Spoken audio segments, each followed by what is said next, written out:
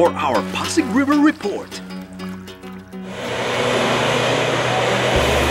Ang problema ho namin for the past 3 months or 4 months, there is an influx of a lot of mosquitoes, not only beside the Estero de Uli-Uli, Estero de Aviles, and Estero de Sampaloc, pero pumapasok pa ito sa mga bahay namin. So we call the attention of PRRC na sana tulungan kami, makapag-coordinate kami with any organization na makakatulong sa problema namin. And we are happy that Kapit Bisig and Mapicon is with us. Tinutulungan kami dito sa barangay.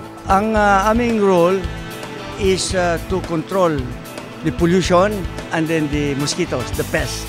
Ang program, in short, IPAMP, Environmental Pollution and Pest Abatement Maintenance Program. Magkasama ito dahil kung peste lang, babalik ng babalik. Pero kung yung pollution at saka odor at saka repeal, hindi babalik yung mga mosquito. Magpapatuloy lang to kung magtutulong-tulong hulat. Kaya nagpapasalamat ako sa Mapicon na maging modelo nga ang ginagawa natin dito sa Estero de Aviles at saka sa Estero de Paco para magawa rin to sa ibang mga esteros ng Metro Manila.